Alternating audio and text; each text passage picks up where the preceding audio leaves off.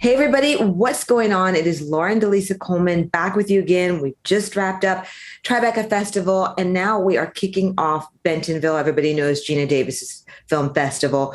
This is our second year actually covering it, and I'm super excited and very excited to have our first filmmaker interview. Please join me in welcoming Kathleen Armitage, who is the director of a very, very cool documentary. I can't wait to get into it because you guys know that my background is in the music industry. And I'm a huge fan of one of these artists in particular, too. So I have to hear all the behind the scenes. But anyway, the title is, and let me just make sure I get it proper and the full one, Mixtape Trilogy, Stories of the Power of Music. So Kathleen, thank you for joining us there. Boots on the ground in your hotel room at the festival. It's a bit early there. So again, thank you for getting up and doing this. So please give us all a synopsis of this really very cool film. Well, first of all, thank you for having me. Yeah, it's great to be in Bentonville.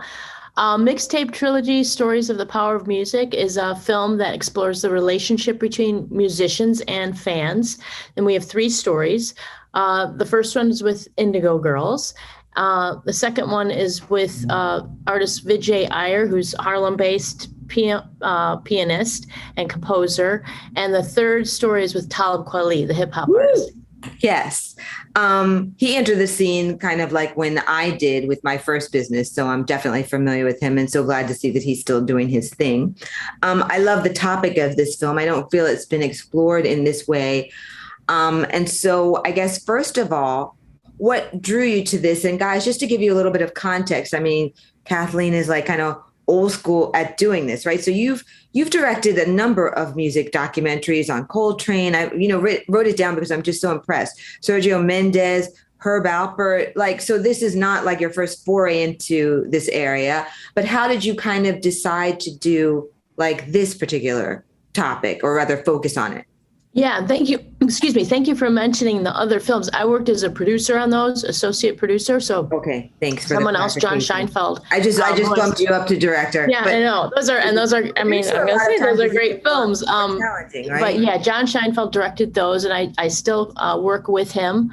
In fact, we're wrapping up some other projects now. But Mixtape, because I had moved to Denver from Chicago and had been getting to know the filmmaking kind of scene there. And there was a gentleman in the community in Boulder, Colorado, who had seen the Coltrane film actually and wanted to make a film about the power of music.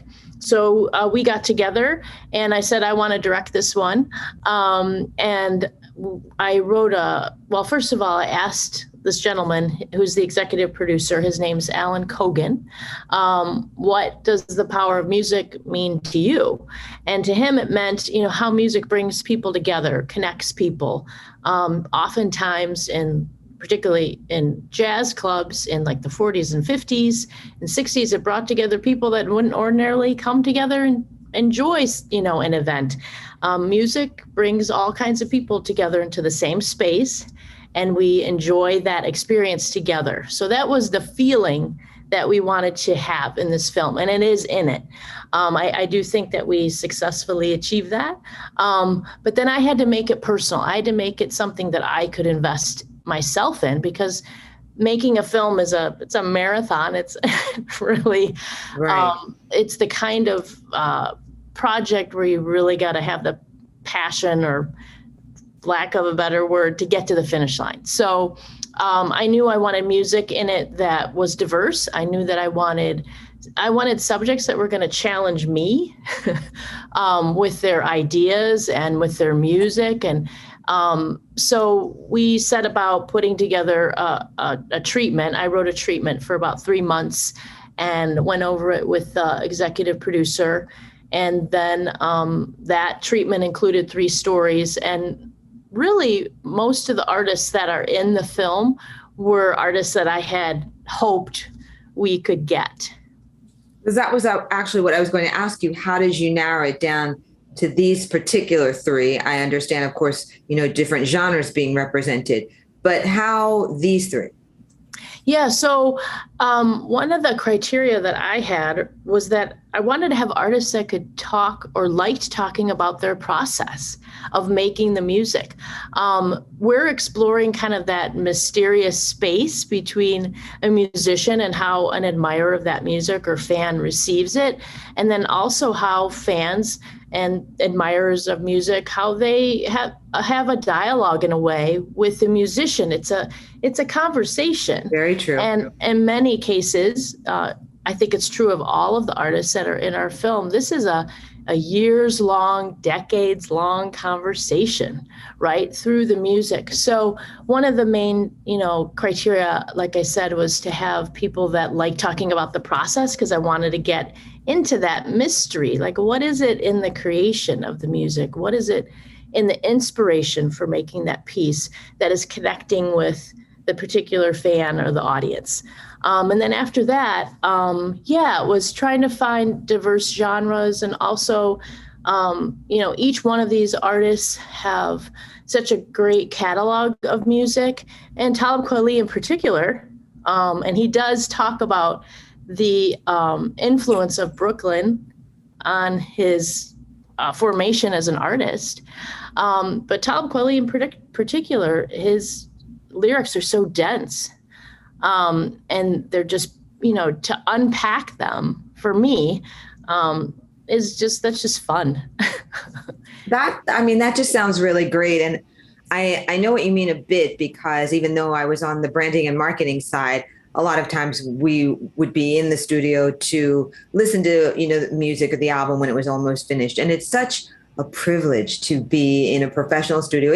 You can do all this stuff, on your computer now, but to be in a professional recording studio with that sound and the level of sound, and just like, wow, just all that energy. It's really like just electrifying. And I think that you've, captured as much of that as you could, and just like kind of a 2D experience. And I love too, and I wrote this down as well, because I like the idea of this about, the performance being like the power of a unified experience, right? So bringing everybody together at one time with the artist, and everybody kind of understanding and knowing what's going on, right? You can bring together a lot of people for any type of thing, a march, a protest, whatever, but you don't really know what's going to happen. As soon as you hear the first couple of notes of whatever artist you're going to see, it, everybody knows it, and everybody's bringing some kind of emotion to it.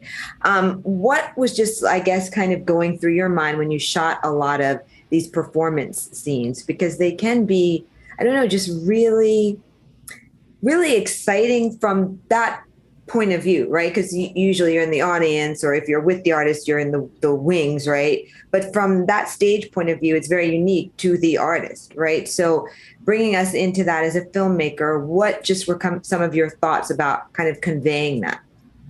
Well, I don't know that I'm going to be able to say it better than you just did. But I'll try.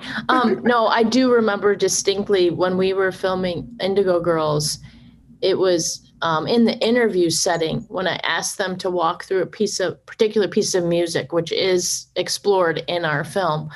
I'm sitting 4 or 5 feet away from them, and they're playing in front of me, and I had to do everything I could to just hold it together, because it is exactly what you're saying. I feel like I was invited into the magic, for just a minute or just a few seconds, and I was dropped into their world.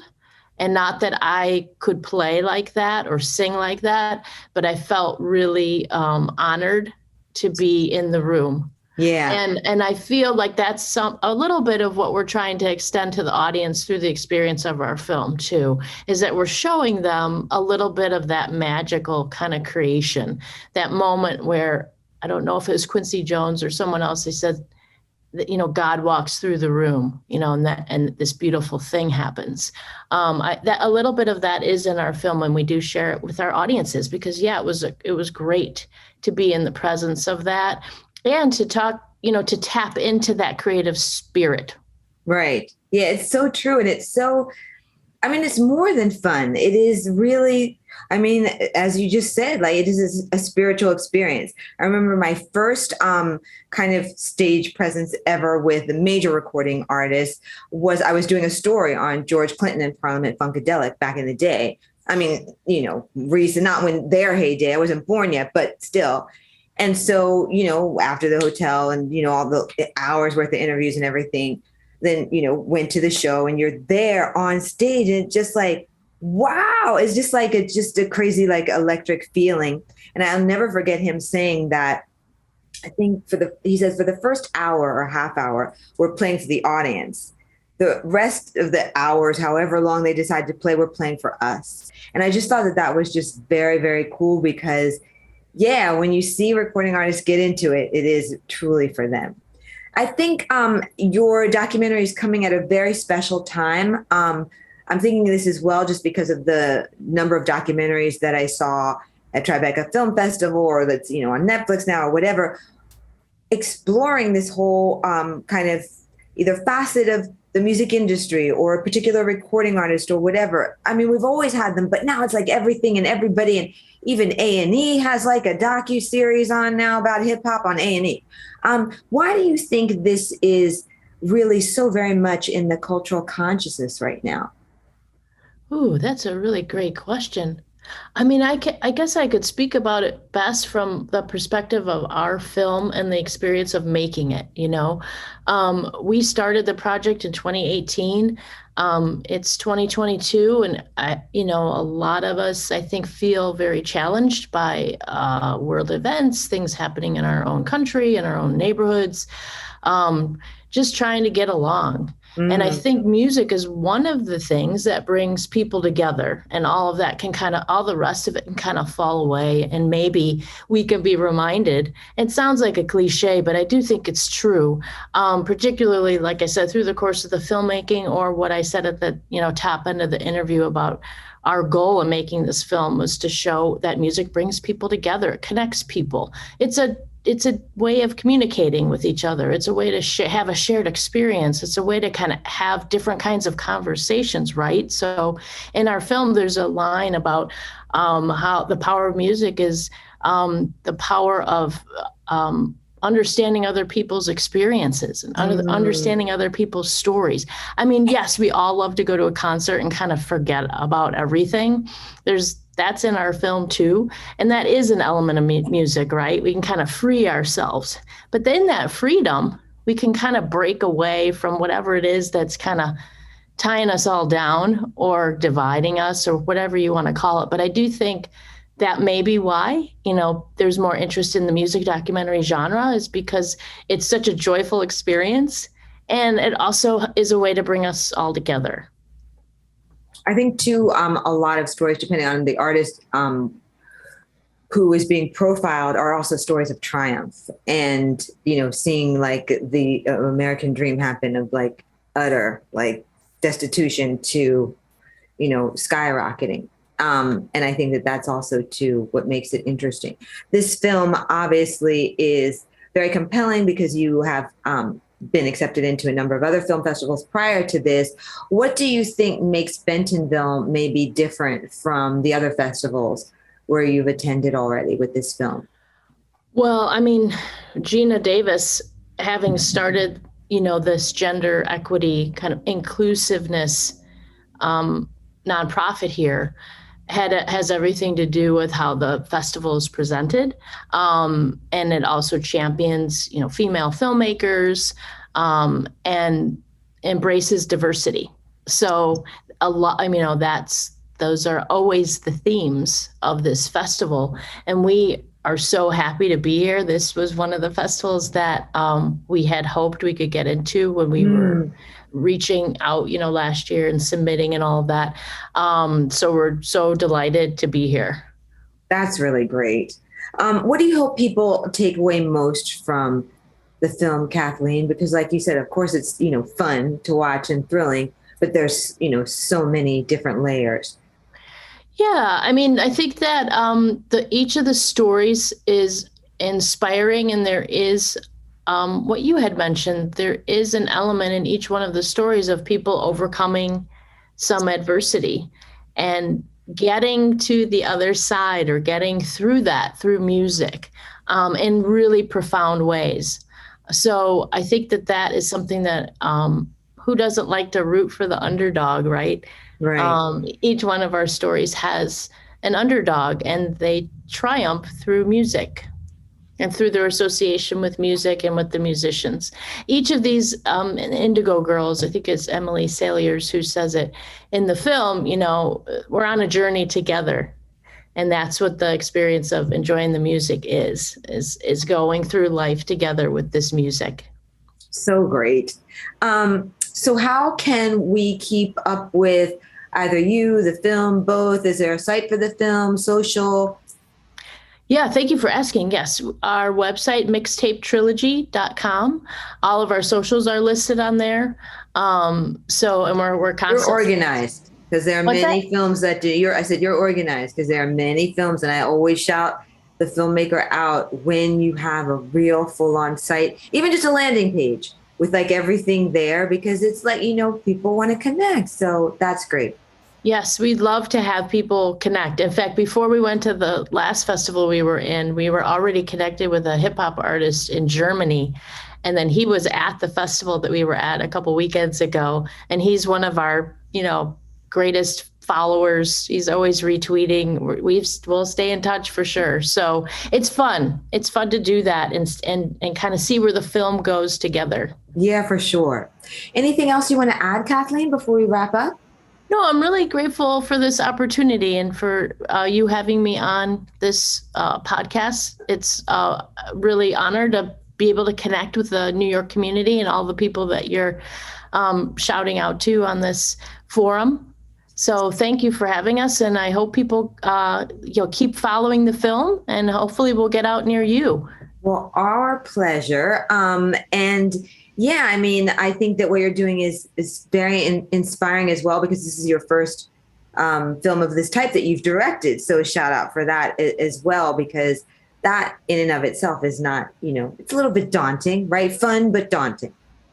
Yeah, it definitely has been that. It's all consuming. It kind of takes over. You're constantly thinking about the story, for the last, until it was done. Right.